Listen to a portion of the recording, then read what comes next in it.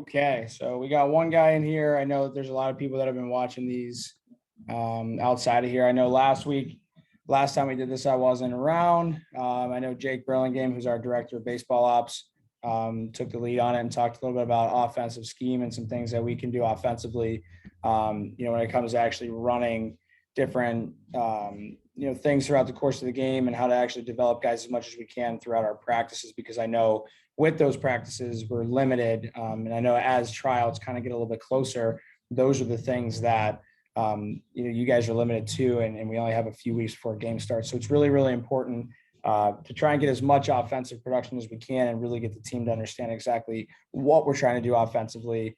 And the other big piece I know they talked about was understanding who our team is, what our team is, what type of style of baseball we're going to have to play that year. And then as coaches being adjustable to that, we have to remember that some years we're going to have speed guys, some years we're going to have, some power guys, some years we're going to have a mix of both. Some years we're not going to have a good offensive team, and some years we're going to have great offensive teams. So it's really important to understand those things. And I know that was discussed last week. So anybody that's listening here again, whether it's through, podcast next week or through YouTube, just remember that week 3 is now on YouTube and through podcast. And you guys can hear a lot of what Jake had to talk about offensively, which, directly aligns with exactly what, our philosophies are. So to get started a little bit today, I'm going to go really deep into the defensive side of the ball. I'm going to go really deep into understanding defensive schemes, how we can get outs, how we can save outs, how we can understand exactly what, we're looking to accomplish on the defensive side of the ball, and try to develop some sort of plan as to what we're trying to accomplish. So I'm going to share my screen very quickly here just to actually give whoever's watching a visual to this, just so that you guys can actually see, what we're trying to do. So this exact presentation here is in the Dugout Coalition Coaches Certification. So bear with me as I get it popped up here. So that little DC logo in the corner is Dugout Coalition, which is our online coaches training certification process that we use. So I want to start right where, if the ball isn't hit to me, why do I need to move? So I'm going to get right into the defensive side and talk a little bit why making sure that our backups are in position is very important. So number one, backups are never praised, but often needed. So, for a lot of coaches, that's very self-explanatory. But we also do have to understand that we can try and praise our backups, but the majority of it is going to be that we want to make sure that they understand this is just part of their job. So their job is to back up plays, whether we praise them or not, and understanding that this is actually part of the game that's going to help us save runs. It's going to help us get outs. It's going to help us add outs when we make a mistake, things like that. So from an infield perspective, we always want to back up bunt plays. We always want to back up a throw back to the pitcher. We always want to back up, a throw down to second base, depending on, if somebody's stealing. We always want to back up a back pick to first base if we're a second baseman, and vice versa on the left-hand side of the field. So it's definitely very, very important to make sure that the backups understand where they need to be. A team with all players moving on a play is very intimidating to the opponent. So that basically, that holds very true. So a team with players moving means that they know what they're doing defensively and they have confidence in where they're supposed to be. And that goes, to every single level of baseball, whether it's youth, travel, high school, college, professional, even the major leagues. In the major leagues, it's kind of boring sometimes to watch because they're actually in position always. They're actually perfectly in position the majority of the time, and they do it very simply. But that filters down into high school of just being in a place and moving no matter what. So, for example, why would a right fielder have to move in towards the infield if there's a throw down back pick to third base? A lot of people say, well, I don't have to go anywhere. Well, what if there was a guy on first and third and there was a back pick to third base? The third baseman turns around and chucks to second base on a guy stealing or delay stealing and throws it into right field. Those are situations where guys need to move for sure. So getting in the habit of always moving, I think, is very important, and allows for our defense to understand that it's going to keep them super engaged in the game for sure. And it's also going to have them in a place where they can actually make outs if we make a mistake. The third one's holding runners from advancing can save free bases, which can change the game for sure. So guy on first base, making sure that he doesn't steal and force the other team to put a bunt down to get an out, save some free bases as much as you can. So picking guys off or trying to pick guys off, making sure that we're back picking guys if we get a throw in from the outfield, or faking the back pick. Making sure that we're always looking for the next play to be able to hold runners on and keep them back, I think is extremely important. And then stealing outs can occur if we're positioned properly. So, and like I mentioned before, overthrow happens where, guy stealing third base and a catcher overthrows the third baseman, shortstop or left fielders in position to catch the backup throw. The guy jumps up without watching his coach, runs home. Our shortstop or left fielder can throw him out at the plate. So we made a mistake, but we got an out of it. There's a lot of different scenarios in the game that can happen. This is just one of them. But I know it's very, very important for us to obviously be able to actually move and make sure we're in position. So I think that that's very, very, very important. I want to go into a little bit of the goals on defense mentally. I think that's really super important. I think a lot of times the reason why a lot of kids don't try out for baseball, or a lot of people are not watching baseball, is because of the time and how boring a lot of people say that it is. I think it's really important to understand kind of, what our goals are and what are some of the numbers that actually line up to tell us how fast or slow the game is. So there's a lot of time in between pitches. And I think as coaches, I think our biggest goal is to make sure that we allow our infielders and outfielders to know and think about what they're going to do with the ball when it's hit to them prior to the play happening.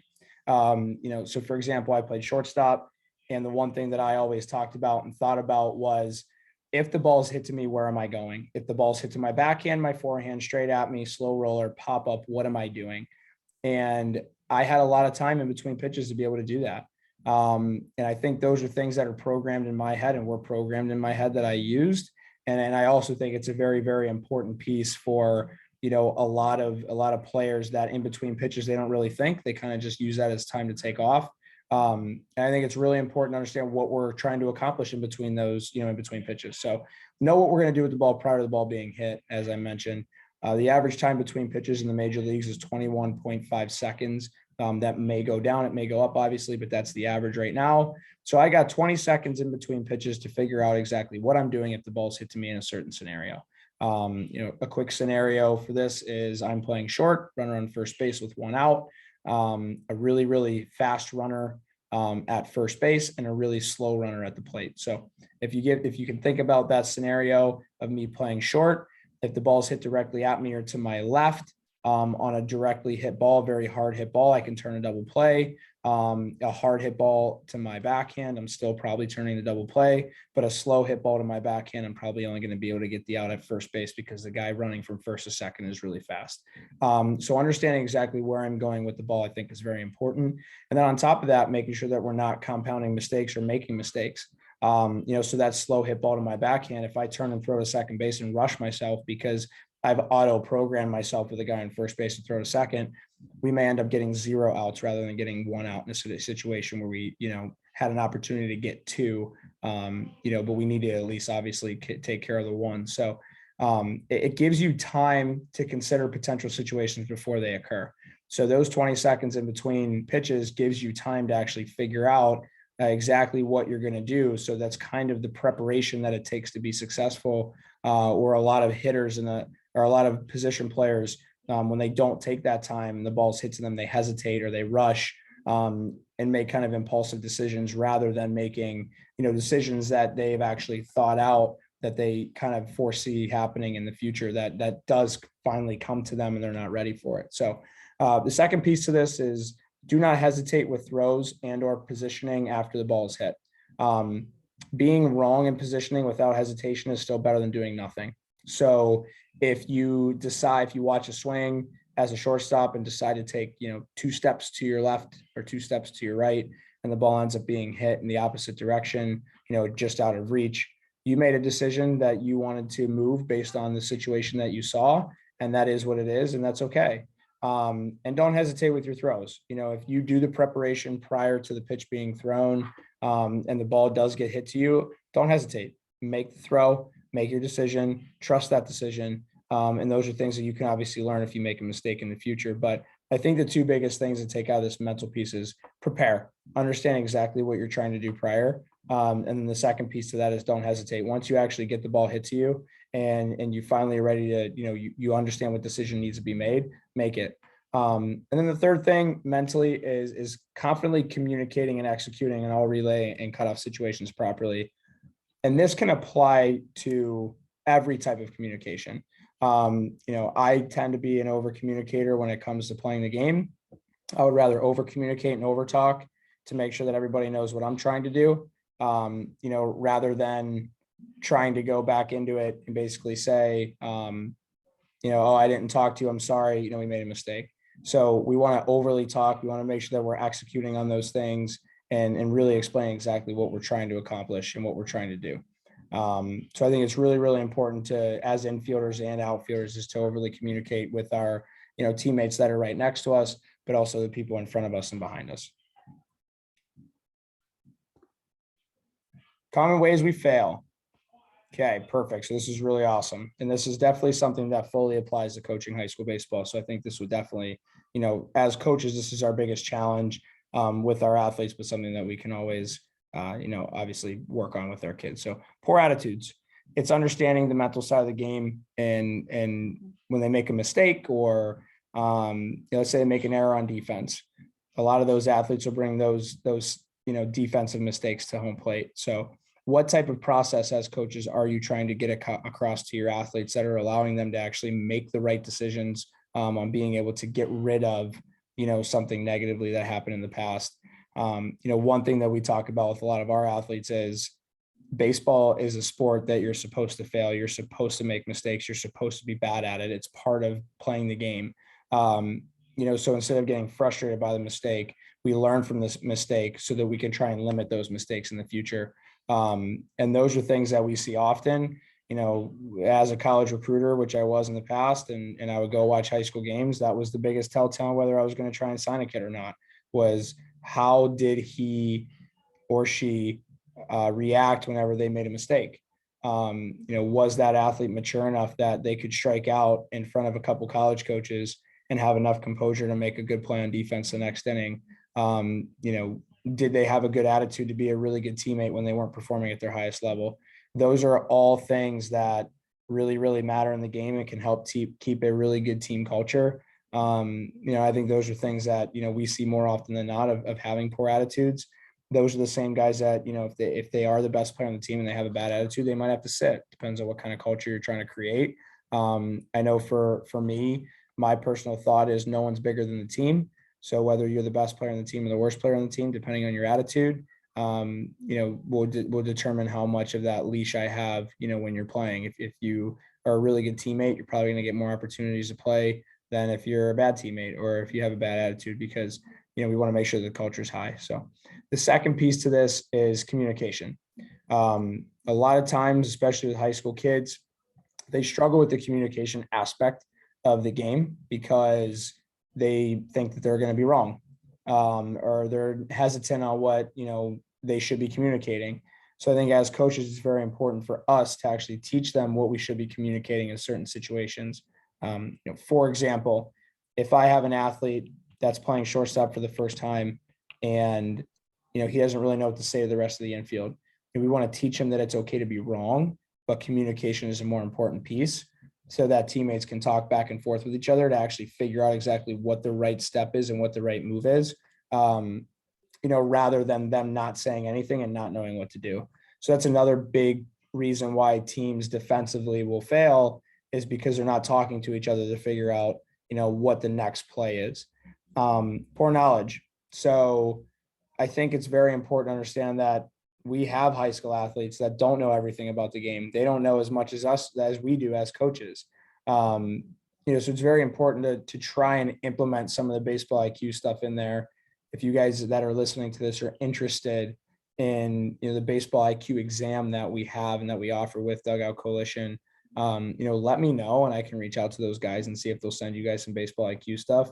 We have a lot of college coaches that are now, using our baseball IQ test to actually train or see where recruits are fundamentally when it comes to baseball IQ. But I think it's knowledge of understanding what your team playbook is. So what plays have the coaches given to the athletes and do they know them? And then number two, like, where's the baseball instinct at? So how much have you been around the game, watched the game, played the game to understand the situations that are going to come up? But that's another reason why, athletes fail, is because they have a lack of knowledge of what they're trying to do. And the last piece, which is always going to be an issue, is poor execution. So knowing situations a lot of times isn't enough. It's being able to execute the plays in situations without making mistakes. For example, for any coach that's in here listening to this, if you have, a group of kids that you taught 3 bunt plays to, and every single guy on the team knows exactly what the bunt play is and knows exactly how to run it and how to do it, and then they can't execute on that, then it's going to be very difficult, obviously, to be able to use those plays in games, because we don't want to compound mistakes. So execution on top of knowledge is very important. So we have to know exactly what we're trying to accomplish. We have to communicate that with the rest of our team. We've got to execute that. And then if we make a mistake, we've got to make sure that we keep our head up. So that's kind of how that ties all 4 of those in together. But we see it more often than not overall throughout the course of the game, where, we lack attitude. Attitude's very important. We lack communication, knowledge, and execution of those things. So I think the more we practice, the more we teach, and the more we talk, I think that's going to allow us to be more successful as coaches, all over the game, but, more importantly, even on the defensive side of the ball. All right, let's get back to some defensive stuff. Proper defensive pre-play communication. Okay, so let's talk about the catcher. The catcher is responsible for communicating to the pitcher and the infielders directly. He's not going to be screaming to the outfielders, because obviously we have infielders for that, but he needs to know the base runners, the hitters, where the infielder should be. He's kind of the coach on the field. So the catcher is going to be the coach on the field. This is a lot of times the coach is going to relay information to the catcher. And we have to also understand, the game situations to communicate. So when I was in college, we had our third baseman communicate some of these plays, but the majority of coaches are going to have the catcher communicate all of these, unless the coach, obviously does a number system, first and third plays, or something like that. But you're going to know bunt rotations, first and thirds, pickoffs, and potential plays at the plate before they occur. Runner on second base, 2 outs in an inning, 1 run ball game, where the third base coach is going to run a guy. The catcher has to know all of those situations. Depending on the team, he might have to also be the guy that's calling the game too. So obviously the catcher has his work cut out for him as he goes. But it's very, very important to understand, what the catcher's job is. Next one's the shortstop. So the shortstop's responsible for communicating to the third baseman, second baseman, and outfielder, center fielder. He's the captain. So we've got, the catcher's the coach, and the shortstop's the captain. So they work directly together. So the shortstop must communicate the message from the catcher to all positions mentioned. So third, second, center field, captain of the infield, to keep everybody on the same page. And the main communication should include what the catcher's message is, where to go with the ball based on the game situation, and potential pickoffs and other plays being put on. So the catcher and the shortstop are going to work directly with each other a lot to make sure that they can actually keep the overall group of teammates that are actually out there on defense communicating properly. So as coaches, your catcher and your shortstop need to be your vocal leaders the majority of the time. Those are going to be the guys that are going to manage and man everything that you guys are doing. So it's really important to make sure that those two are, obviously on the same page. Center field is responsible for communicating to the left fielder and the right fielder. And then they're going to communicate the message from the shortstop to all the outfielders. And make sure all players are aware of where to go with the ball on the ground or in the air. So a lot of times, what you'll hear the center fielder yell is, shooting 4 on the ground, 2 in the air. It's something very simple like that. Hey guys, hey, on the ground, we're shooting 4, on the ground, we're shooting 4, or, hey, we got 2 outs, on the ground shooting 4, or on the ground shooting 2. Those are things that the outfielder is going to relay consistently. But based on these 3 that we've mentioned, you're pretty much going directly up the center of the field, catcher, shortstop, center field. Those are going to be your coach, captain, and then the outfielder, the center fielder is the outfield captain that's relaying a lot of that information. So it's very important to make sure that these 3 players are on the same page at all times. I vividly remember being in college and having conversations with our catcher and center fielder during games to make sure we were on the same page. It's something that I learned in high school, and something that I think that as coaches, we can teach all of our players to say, hey, listen, you're playing shortstop. Your job is to be the guy that's over communicating every single thing that's coming from the catcher and some things that I, as the shortstop, am seeing. and then I'm going to relay that to the rest of the people. So it's very important to make sure that those guys are communicating and keeps the flow of the game, obviously very simple. Over communication is extremely important. I'd rather over communicate than under communicate, obviously, as mentioned before. A team that talks is normally a team that wins. The team that's engaged the most is normally a team that's there at the end. The more prepared you are pre-pitch, the less variables you have to consider post-pitch. So we're looking to make sure that we are prepared, not surprised. And I think that's extremely important to actually understand kind of as we go. So, I know this is a lot to take in right now from a, communication and defensive perspective, not talking about fundamental defense, turning double plays, bunt plays, and things like that, but strictly preparation and communication as a main factor of how we're going to play clean defense, I think is extremely important. And that goes into how do we practice? So when we're practicing, we're not always just practicing ground balls. We're practicing game situations and where we're explaining to our players on actually how to communicate throughout the course of the game to make sure that they're aware of what's going to happen, as the game kind of goes on. So I think it's extremely important to understand that. Fly ball communication. So proper defensive plays, fly ball communication. Long story short, basically, we always say that outfielders are saying mine, mine, mine. Infielders are saying ball, ball, ball. Now, the reason why we change that is so that there's no misinformation on who's calling it. Every single coach is going to have a different way of explaining it. This is just the way that I'm explaining it here for right now. We really want to make sure that we're differentiating who's saying mine and ball. The reason why we say that is because outfielders have precedence over infielders, shortstops have precedence over the infield. So we want to make sure that if we hear mine, mine, mine as an infielder, we are moving out of the way and letting the outfielders call the baseball. But if it's a ball, ball, ball, and the infielders are calling it, it's a shortstop's voice. You're getting out of the way if you're the rest of the infield because the shortstop's calling it. But it's very, very, very important to understand that we want to separate those types of things. So obviously, why is it important? We know why it's important. It's important because we want to make sure that we're knowing who's calling it. This breakdown here, if you guys are watching this, the breakdown here is exactly, who has precedence throughout the course of the entire game. So obviously on fly balls, center field has precedence over everybody. Then it's the corner outfielders, shortstop, second base, corner infielders, catcher, pitcher. So we basically never want to let the pitcher catch the ball. Primarily, we never want to let the catcher catch the ball if we don't have to. And then obviously if we can get it in the shortstop's hands or the center fielder's hands, that's obviously ideal. So a lot of times in games, what happens is corner outfielders and corner infielders get frustrated when the center fielder or the shortstop, calls for the ball and kind of goes in their territory and catches it. But that's where the rule of baseball comes in, where we want to make sure that those are the guys that are handling the baseball. At the end of the day, the shortstop, we want him to have the ball the majority of the time because we're putting him in that position to be the most athletic infielder out there. That's the guy that can make the most plays. So we want the ball in his hands as often as possible. And that same thing goes for the center fielder as well. So we basically want to make sure that those are the guys that, have the baseball more often. So if they call the baseball, it's their ball. And understanding that order is very important. I think that's elementary, but depending on, what coaches are coaching at what levels, or even if you're a coach in here that this is your first time coaching baseball, it's very important to understand that those are basically the rules of who has precedence on fly balls, which I think is extremely, extremely important. Double play communication. A lot of times guys don't communicate on double plays. I really learned this for the first time when I got to college on how to communicate a double play, on what I was going to do. Even the guy that's fielding the ground ball should be communicating to the guy I'm throwing to on what way I'm throwing. For example, if I'm a middle infielder, I'm either saying flip or throw, flip or feed, whatever you guys want to use. But if I'm flipping the ball, I want to make sure that the second baseman or shortstop that's catching the ball understands that it's coming from underhand, not overhand.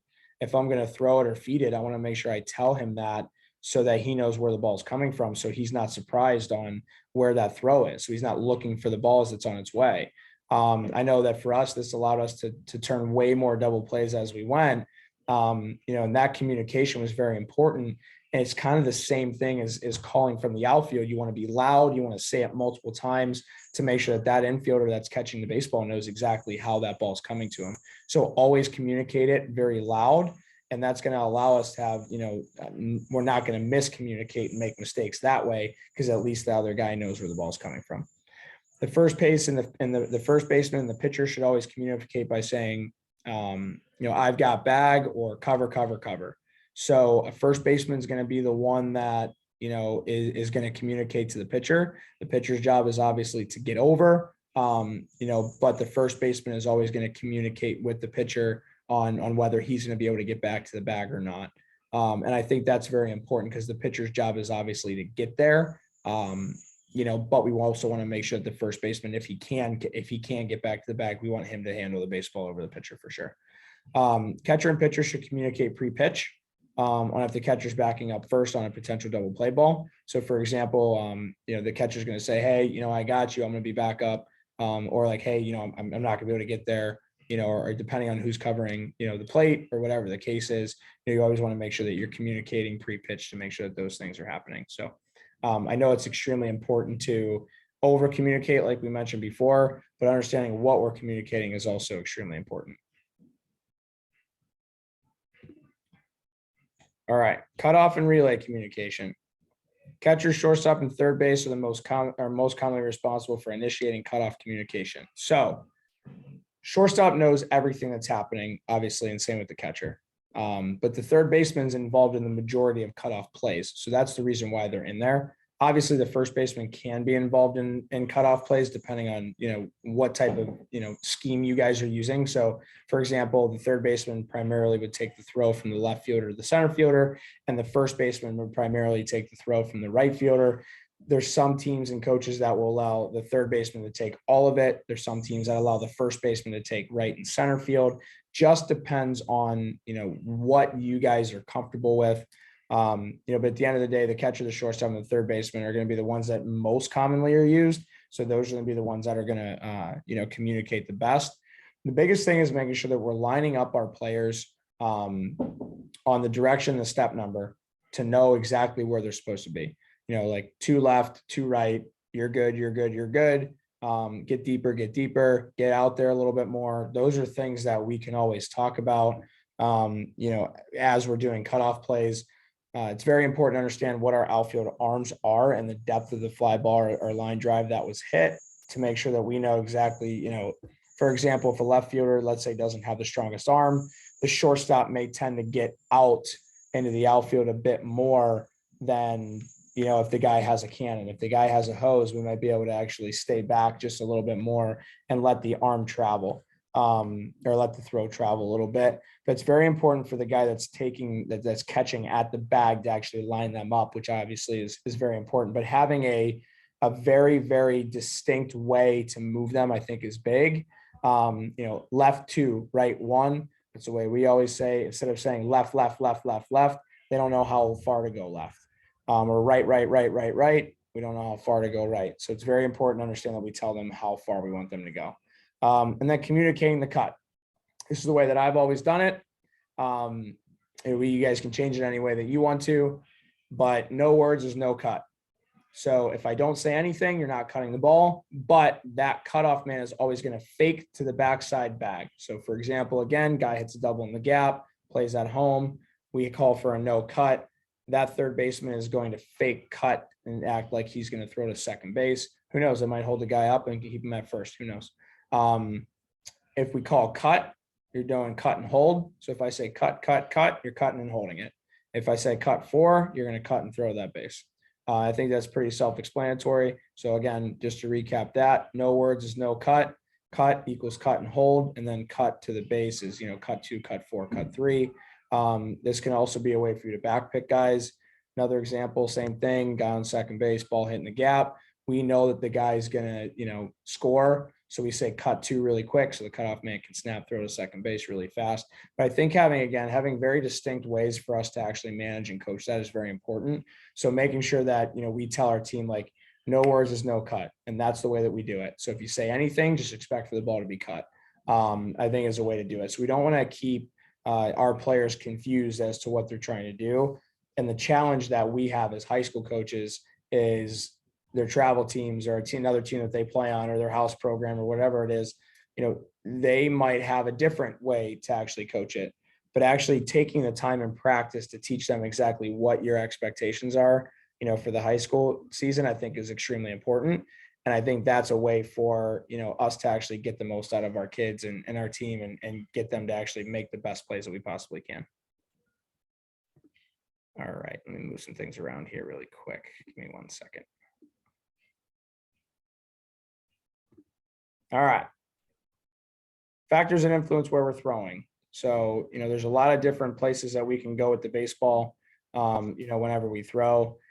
So the big 7 are outs, base runners, score, innings, the runner speed, ball direction, and ball speed. So I know I mentioned a bit of this a little bit earlier, but the number of outs is going to be the biggest factor in determining where to throw the baseball and what to do with it. And I think the score of the game is also going to play in this a little bit, just because if we're up by a lot, we can tend to throw into the cutoff man instead of actually throwing home, which, we all know that. But the number of outs is going to be the biggest factor. And then knowing the base runners, like where are they and how quick are they, I think is very important. And that's a lot of the communication from the coach, because the coach probably knows a lot of those players more than, the players on the team know. So understanding where the base runners are, I think is very important in who's running. The score is going to dictate it. Because if you're up by a lot or down by a lot, you may have a different scheme, but if you're in a tight ball game, you might do a do or die play at home to try and cut the run down, or you might play it safe and allow the run to score to try and get the backside guy out. The innings are very important. The first half of the game, we can be a little bit, more lenient on what we're doing, but late in the game, we might have to be more tight and go for that do or die play. I already mentioned runner speed. Ball direction is obviously very important. Where's the ball hit and what players are playing out there and what can they do with what they have? You got a guy in right field with a cannon. You might want to let it fly to try and get it out at home. And then the ball speed. So the ball speed's big. How hard was the ball hit? If the ball's absolutely smoked, it's going to take time for those runners to get around base. If the ball's kind of floating to the outfield, but finds a nice, decent hole, they might be running forever. So, it's really important to understand all of those 7 factors and then use that to be able to actually, relay that to the rest of your team to know what we're doing in what situations, based on those things. All right, breaking down each factor. So let's go through the outs. No outs. The primary goal is to get the lead runner. The secondary goal is to get an out and minimize the big inning, right? So for example, ball's hitting the gap with runner in scoring position. We already know that guy might score. If we can't get the lead runner, we're trying to just get an out anywhere. We're trying to either keep a guy at first base and give ourselves a chance to turn a double play, or we're trying to get an out somewhere and throw that guy out at second base. Same thing with 1 out, typically that's going to be the same thing. And the 2 outs, the primary goal is to get an out. And the secondary goals, we're trying to limit the amount of runs we're giving up, and we're limiting the amount of doubles we're giving up. So we're trying to corner people into actually keeping guys at first base, because that might set up a double play situation. Base runners, we're trying to figure out exactly where they are and what they've earned. So, guy on first base, ball's hitting the gap, you can automatically assume that he's at least going to get to third, but he might score depending on how fast we get to it and who's playing the outfield. So understanding how to set up your relays based on that is extremely important. And obviously in double cut situations, the majority of the time we're either going to third or home. So I want to make sure that we actually line people up properly there. All right, score. So this is an example here. If you're tied up 1 or down 1 early innings, you're approaching it like you're down 2+ runs to limit the potential inning. But in the late innings, you're not allowing the run to score. So obviously you guys can use this if you like, but it's really important to understand that when we're in a close game early in the game, all we're trying to do is limit them having a huge inning, because big innings often lead to wins. Normally the team that has the biggest inning is the team that wins. So we want to make sure that we're limiting that. And then in the late innings, if we're in a tight game, we cannot let that run score. So basically you're going to push your corner infielders towards the line a little bit more to limit the doubles. You're going to push the outfielders back just a little bit more so that we're not giving up as many, big plays behind us, but we're going to, primarily allow the ball to be in front of us the majority of the time. So if it drops in for a bloop single, there's nothing we can do. And as for the up 2, down 2, again, early, we're trying to limit the big inning. but late, we're trying to basically limit the big inning by getting sure outs. So that's where we might primarily play in a no double situation, to allow us to maybe give up one run, but not allow them to kind of start scoring and get back in the game. Innings are obviously very important, but I mentioned the majority of the reason why the innings important based on the other three. So I'm going to move on.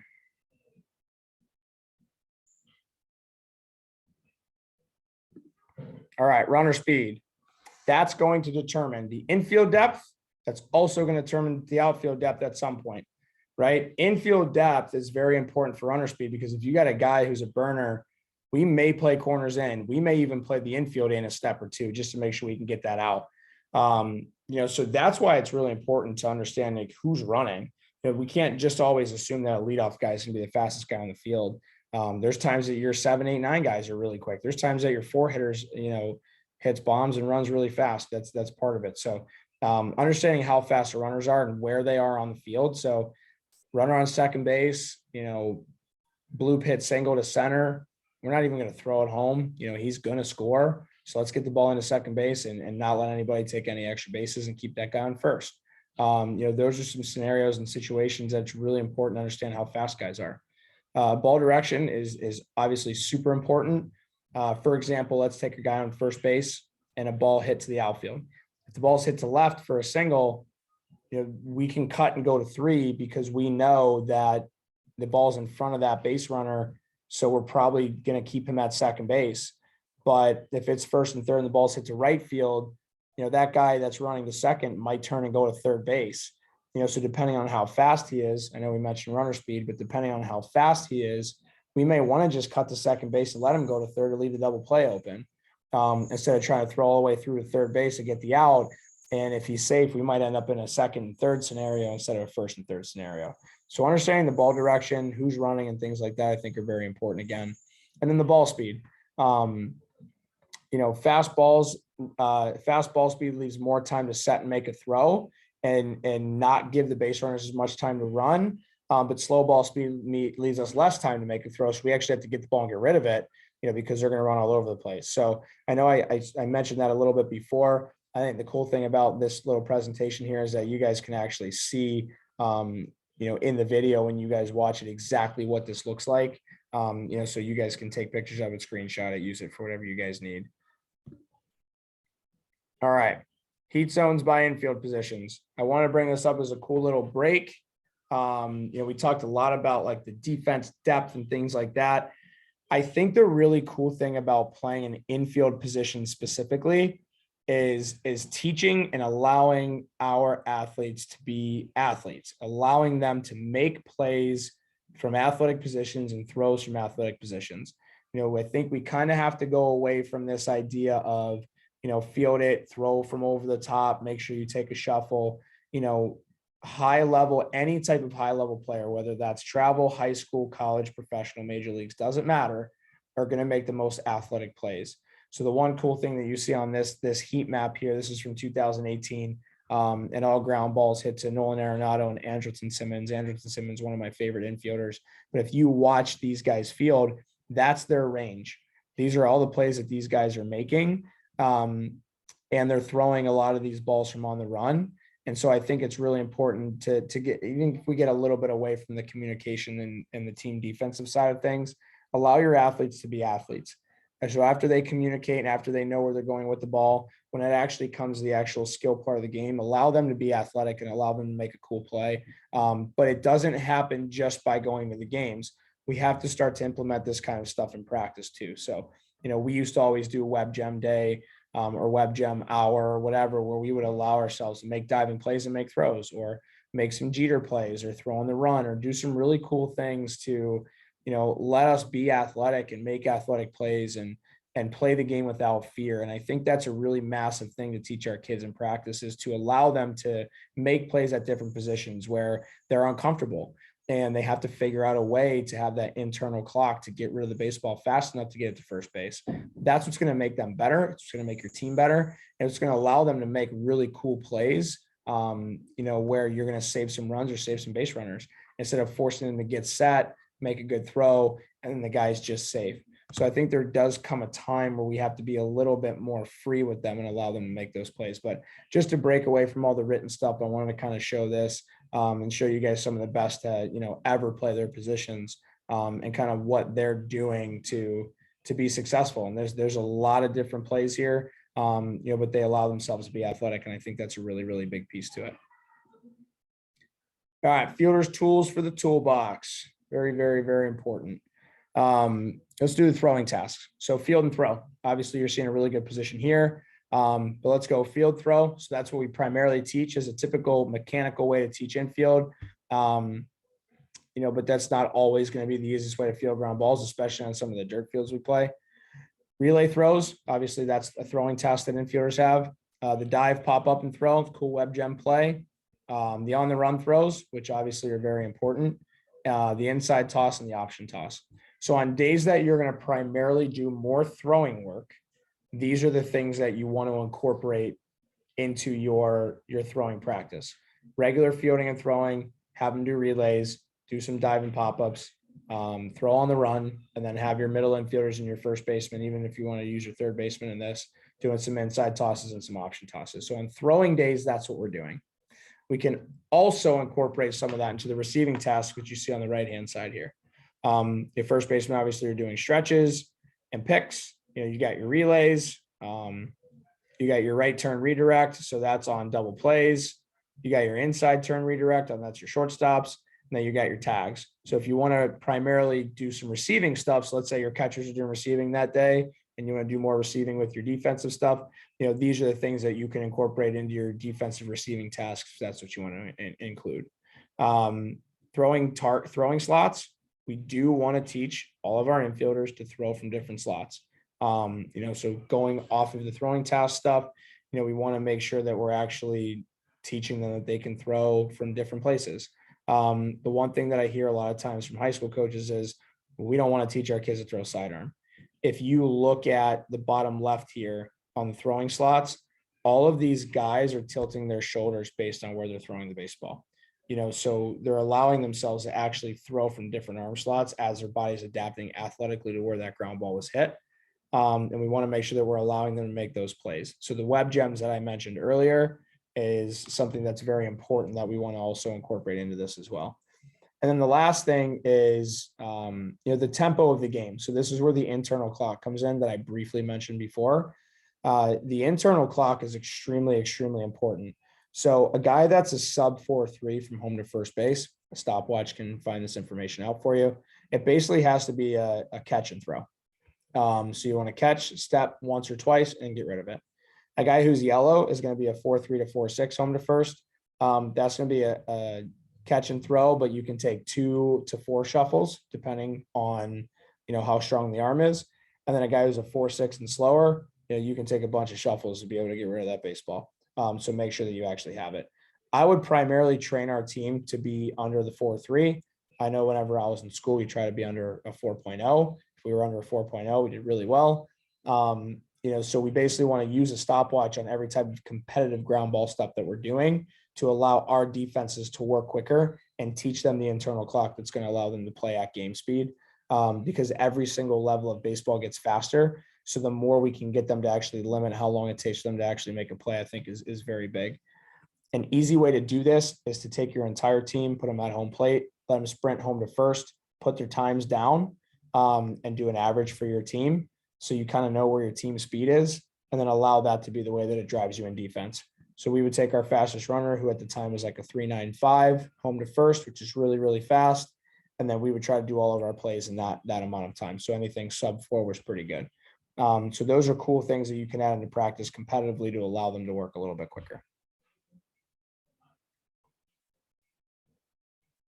All right, here. All right, so what you guys are going to see here now is some relay plays. So we actually wrote up a bunch of relay stuff on where every single player should go. And I think it's really, really important to actually put this in there. So fly ball is a left field. If you look in the very top here, it says, you got runners on second, first and second and third are bases loaded. So any of these scenarios or situations are very important, as long as, so any situation that you guys have here, this is kind of what the movement's going to be like. So a fly ball hits a left field, in this scenario, obviously the catcher's gonna be at home, the pitcher's gonna back up home plate. The third baseman is gonna be the cutoff man. The shortstop is gonna go to the third base bag. Second base is gonna go to second base. First base is gonna crash in as if he's starting to go towards the first baseline. The right fielder is gonna work towards second base.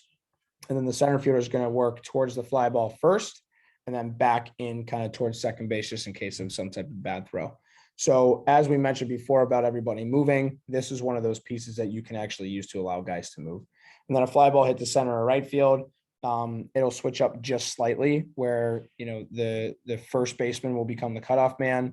The second baseman will cover first. The pitcher will still cover behind the plate. The shortstop will now go to second base. The third baseman will go to third, and then the left fielder will actually go in behind third base. So if any of you guys have any questions about this defensive alignment, I know I'm talking through it, but you can check out the arrows. I think it makes it pretty self-explanatory. But the people that are actually listening in on this, I think it's important to actually explain all that kind of stuff. All right, let me get all these ones up here. Cool. All right. Runner on first base and anywhere else. Sure double to left field or left center, and short double to right field and right center. Where are we going with the baseball? So what you're going to see here is that you're going to double cut this, where the second baseman and the shortstop are going to go out for a double cut. The first baseman is going to go with the trail runner to second. The right fielder is actually going to come into the infield just in case of any type of a rundown situation where a guy falls, gets up, and has to go back to a base or something like that. And then the pitcher is actually going to go, depending on where if the base runner is at first, he might hover between third base and then go to home if he can see that play is going to happen at home. And then the only other thing that's going to happen differently on the right side is that everybody's going to shift over right instead. So, in this scenario, you may, depending on, the team that you may have your first baseman be the double cut backup, or you may have the shortstop be your double cut backup and the first baseman trail runner to second base. That's a variable. That's completely up to you guys. But I thought it was really important to actually note that there are some variables to that one, depending on how athletic your first baseman is. All right, let's go into some bunt rotations. These are the most commonly used rotations, but obviously baseball is a variable sport. There's nothing that's set in stone. So you guys can adjust this and change this anytime that you want. So bunt plays, for example, runner on first or first and third. Primarily the first baseman is going to stay back and the third baseman is going to crash. It could be a wheel play, if you want to call it a wheel play, but the third baseman is going to crash. Shortstop's going to go to third, second base to second, first base stays home. It's very, very important to understand the pitcher is going to cover the first base side here. I know a lot of times pitchers get caught in la-la land. You want to make sure that they know exactly where they're going. The second bunt play that's on here is a first base crash.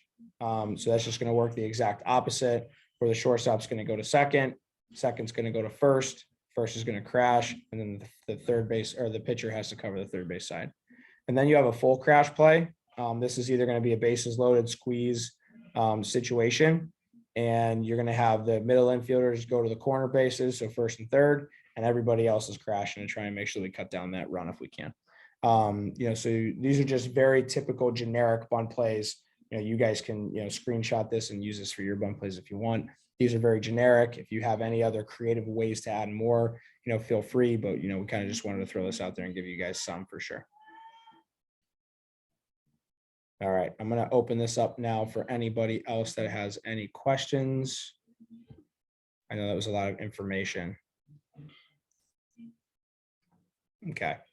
So I know that there was a lot of info on here. I highly, highly recommend anybody listening into this today and even in the next few weeks to actually watch the entire thing, because that presentation and everything that I said is on that presentation. So you can actually see it in depth on exactly what we're trying to do and some of the different defensive schemes that you guys can implement on your team. My hope is that this is all stuff that you guys are already doing. If there is anything new on there and you guys want some more of that information, please ask. I'm more than happy to send you guys some stuff. But I wanted to get through some team defensive stuff and actually talk about that. Try to get through everything I could today as best I could. But again, if there's anything else that we can add to, your toolbox, your playbook that you guys need, please let us know. But that stuff is all in the Dugout Coalition coaches certification. So just so everybody knows who's in here, we are giving away, Dugout Coalition like coaches certifications for free to anybody who's interested that's listening to these, that's in the Section 6 coaches clinic. So anybody that wants to get certified through Dugout Coalition, it will cost you nothing.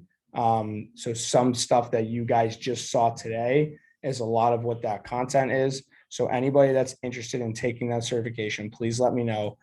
We can get you guys hooked up with that, as soon as possible. It's a full donation from Dugout Coalition to help out Section 6, something that we're super interested in doing. We just want to educate everybody that we can. But again, you guys just saw one presentation in the team defense. We have stuff like that throughout the course of the entire certification. So we'd love to have you guys take it. Again, it's completely free for you guys. We normally charge $600 for it, but for Dugout Coalition, they want to just give it away, which I think is really cool. So I'm really happy that they're partnered with us to be able to do this. But last thing is, with the team defense stuff, go through it, screenshot it, print it out, use that for your team defensive stuff so you can actually give that to your players. My recommendation is to actually allow your players to read through this kind of stuff so they know exactly what's expected when the game times roll around. So if no one has anything else to add or have any questions, I really appreciate whoever's going to be listening to this, in the next few weeks, and everybody that jumped on here today. If that's it, then we're good. And we'll see you guys in 2 weeks.